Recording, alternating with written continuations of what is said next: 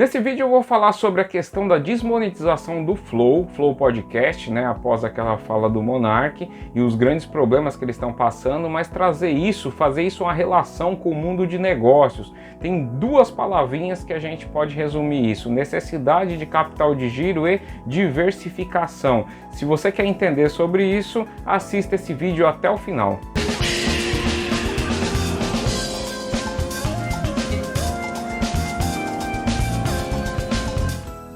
Bem-vindo! Você está no canal Ciências e Negócios. Nesse canal nós falamos dos mais diversos assuntos relacionados à economia de mercado, mas sempre com um olhar científico. Se você gosta desse tipo de assunto, este é o seu lugar. E no vídeo de hoje nós vamos falar sobre aquele caso do Flow Podcast, né, do Monark. Eu estava assistindo dois vídeos aí que me trouxeram em mente duas, na verdade, aplicações que a gente pode usar tanto para nossa vida quanto para nossa empresa. E essas duas coisas são diversificação e a questão da necessidade do capital de giro. Se você quer entender isso direitinho, assista até o final esse vídeo, que tenho certeza que isso vai colaborar bastante para o seu conhecimento. Só que antes do vídeo eu vou te fazer um pedido muito especial. Você que está aí assistindo, se inscreva neste canal. Esse canal ainda é um canal muito pequeno, mas eu tenho certeza que nós trazemos conteúdos muito relevantes para você, e você clicando aí no botão de se inscrever, que se eu não me engano está aqui, ele vai me ajudar muito a divulgar essa mensagem no YouTube, porque infelizmente o YouTube ele acaba privilegiando muito aqueles assuntos mais com menos conteúdos, assim, mais entretenimento, assuntos em que você tem um viés ali de conhecimento um pouco maior. Isso não é nem culpa do YouTube, na verdade, isso é da própria população que se interessa pouco. Você que está nesse vídeo já é uma pessoa diferenciada por se interessar por esse tipo de assunto. Então ajude, e de repente ajude essa mensagem a chegar em outras pessoas também que têm esses mesmos interesses do que você, tá bom? Recado dado, vamos lá começar o vídeo. Bom, o vídeo de hoje eu tive aí essa ideia, que eu estava assistindo dois vídeos, né, deixa eu até clicar aqui para falar o nome direitinho para vocês. Eu estava assistindo um vídeo no canal do Nando Moura, em que ele colocou o seguinte título: Banidos do YouTube, Flow, Igor e Monark. E também estava assistindo outro vídeo no próprio canal Talk Flow, né, que é dos cortes do Flow, em que o Igor está comentando a situação entre o Flow e o YouTube, e contando lá o que aconteceu. Esses vídeos eles têm relação porque o Nando Moura fala desse vídeo em específico e fala algumas coisas interessantes. Para você que não está sabendo disso, que eu duvido, né, porque a grande maioria das pessoas estão sabendo, devido a alguns comentários aí do Monark, o Flow entrou num problema bastante grande. Eles foram desmonetizados, né, pelo YouTube, e o Igor estava contando exatamente disso. E o Nando Moura reagiu a isso contando uma parte da experiência que ele teve também.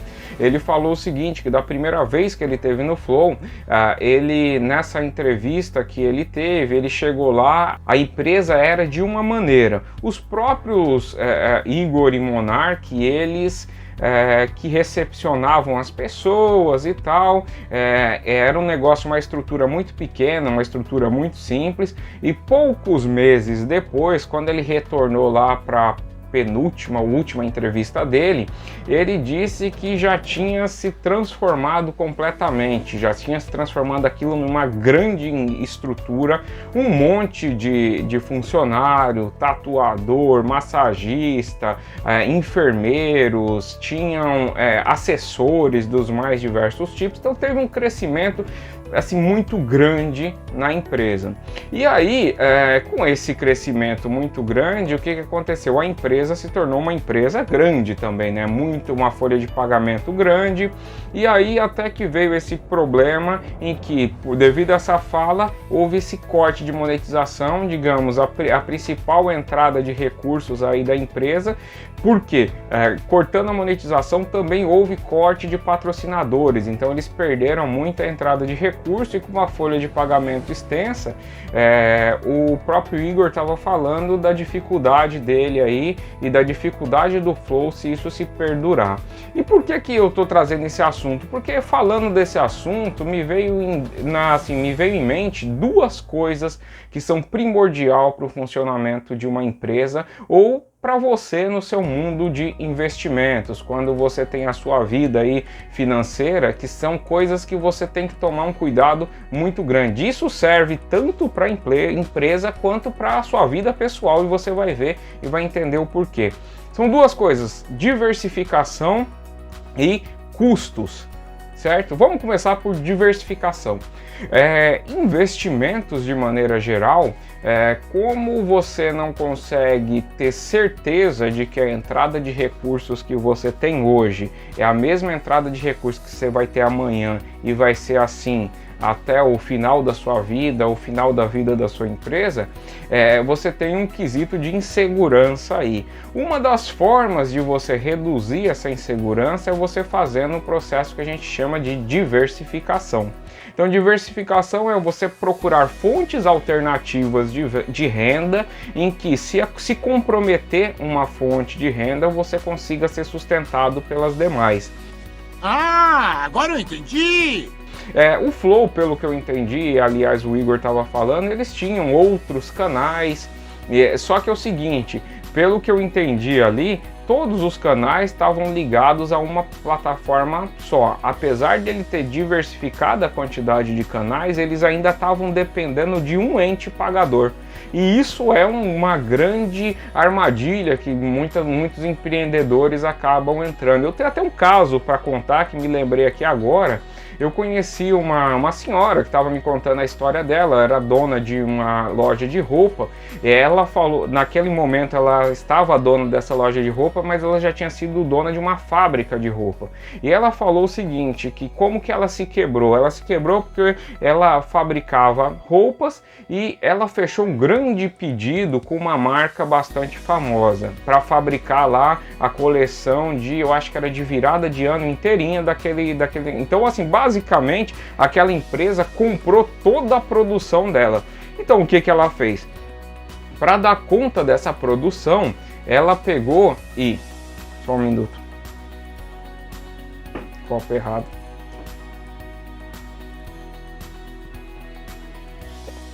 Então, para dar conta dessa produção, ela pegou e abriu mão dos outros clientes que ela tinha, ou seja, das outras fontes de renda que ela tinha, e concentrou todo o esforço naquele pedido, porque era um pedido muito grande. O que aconteceu? Quando ela foi entregar aquele pedido, ela pegou e a loja, na hora que recebeu aquela quantidade de pedido, reparou lá que tinha um defeito em uma das roupas lá. O que eles fizeram? Devolveram 100% do pedido e falou que só aceitava se ela mandasse dentro do prazo o pedido todo corrigido. Qual que foi o caso? O que aconteceu? O resultado foi que ela não conseguiu produzir aquilo a tempo da virada de ano e era um lote gigante de roupas brancas, então roupas que só vendem nessa época. Então o que aconteceu? Ela teve que arcar com todo o prejuízo. O resultado final foi que o prejuízo foi tão grande que ela quebrou a empresa, porque para ela conseguir pagar toda a produção, todos os custos que ela teve relacionados àquela produção, ela quebrou, acabou se quebrando aí por conta disso. Então, a diversificação de fontes de renda, elas são muito importantes. E tem que ser assim, diversificado no ponto de que os fatores que afetam uma não necessariamente, ou aliás, não devem afetar a outra. Então são ramos diferentes. Por isso que grandes empresas acabam atuando em diversos setores, eles acabam tendo o resultado de uma empresa investido em outras coisas. Os investidores também fazem isso, né? Eles investem em setores distintos e geralmente setores que são opostos para se defender. Que quando um setor tende a ir mal, o outro tende a aí bem para poder compensar. Então, diversificação é uma palavra muito chave assim para quem quer de repente não sofrer problemas financeiros ou problemas com a empresa no longo prazo. Certamente que sim. A outra questão é a questão do capital de giro da empresa. E esse capital de giro está linkado ao que eu falei, custos. Eu vou colocar aqui na tela uma figura para vocês verem. Bom, deve estar aparecendo para vocês aí na tela uma representação gráfica de um negócio chamado de efeito tesoura, que eu vou explicar aqui para vocês agora. O que isso tem a ver com custos? Na verdade, a explicação quanto a isso é bem simples. Primeiro, você tem que entender que você tem dois eixos. Esse eixo de baixo aqui, basicamente, é o eixo relacionado a tempo. Deixa eu tentar ajustar isso na imagem. Eu vou jogar mais para cima, já que vocês leram lá o que é. Pronto. Então, o eixo de baixo é relacionado a tempo. Então, esse eixo aqui, relacionado a tempo. E esse eixo aqui é relacionado a necessidade de dinheiro. Então, quanto mais alto aqui, mais dinheiro você precisa. O que acontece? Existem empresas, e aliás, esse exemplo que eu dei da mulher da diversificação das fontes de renda, eu posso usar o mesmo exemplo para a questão do efeito tesoura aqui. Porque o que acontece? Quando você tem a passagem do tempo, você começa aqui no início de uma empresa, vamos supor, com isso daqui, ó, NCG chama de necessidade do capital de giro. E aqui, e o CDG é o próprio capital de giro. Capital de giro, bom, tem vários vídeos aí na internet que explica isso direitinho, mas basicamente é o dinheiro que você precisa para fazer a sua empresa girar um ciclo, né? Ali é um valor que você precisa ter no caixa da sua empresa para quitar todas as contas da sua empresa até a entrada de recursos na sua empresa. E aí, o que acontece muitas das vezes? A necessidade do capital de giro começa a zero, nesse instante T0 aqui, ó, a necessidade de capital de giro começa a zero e o capital de giro sempre começa mais alto, porque você vai começar com alguma coisa na conta. Mas qual que é o ponto? Quando você começa a vender, você vai ter custos fixos, você vai ter funcionário para pagar, você vai ter aluguel para pagar, você vai ter também custos variáveis, principalmente custos relacionados à produção. No caso dessa mulher, a gente pode puxar aí diretamente os custos relacionados à produção. Então você tem que comprar matéria-prima, você tem que sei lá, contratar pessoas, você tem que contratar serviços por algum motivo, serviço de entrega. Então tudo isso ele vai compondo a sua base de custos aqui. Então a sua necessidade do capital de giro ela começa a aumentar. Quando a necessidade do capital de giro, porque você teve muitos compromissos, assim, você, por exemplo, assumiu um pedido além do que você podia fazer, de repente você começa a ter uma necessidade para você fazer aquele valor que satisfazia a sua empresa até o próximo ciclo, ela passa a não satisfazer mais. Então a sua necessidade do capital de giro começa a aumentar mais do que o capital de giro real que você tem. E aí esse efeito aqui ele chama de efeito tesoura, porque ele cria uma tesoura aqui. E isso daqui, quando a empresa chega num ponto desse, é quando a empresa quebra, porque ou ela quebra ou ela vai começar a ter um prejuízo muito grande, porque ela vai ter que, por exemplo, vamos supor aqui que você vendeu um produto, você produziu aqui, vendeu aqui, o seu capital de giro ainda não está negativo, só que você tem contas a pagar, no seu contas a pagar tem prazos para as pessoas te pagarem, e aí esses prazos ainda não chegou, você vai ter que ir para um banco, pedir antecipação de duplicata. Quando você antecipa a duplicata, você está diminuindo o valor que você ia receber, então significa o seguinte, você está vendendo o almoço para comprar janta, então você está diminuindo o lucro da sua empresa no longo prazo. Então se você permanecer nessa situação, é fatal, a empresa tende a quebrar. E aí é nisso que por isso que eu trouxe essa ideia da questão do flow. Esse comentário do Nando Moura falando que a estrutura da empresa era uma estrutura muito pequenininha, em pouco tempo eles criaram uma estrutura enorme. O que eles fizeram? Eles criaram uma base de custo muito grande, continuaram limitados ali, uma suposição, tá?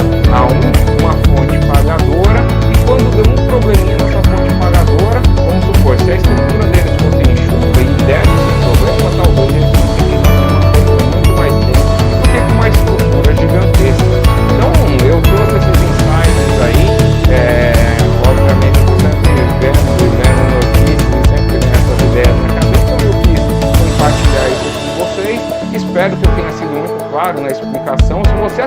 vídeo até aqui, deixa o like, curta, compartilhe o vídeo também. Não se esqueça, se inscreva no canal e deixe comentário também. O que você achou disso? Você já tinha ouvido falar de efeito Joule? Se você ouviu ou não ouviu, deixa aqui. Eu quero saber se as pessoas que estão assistindo esse vídeo e sabem do que eu estou falando, ou isso é totalmente novidade para você. Muito obrigado e nós nos vemos no próximo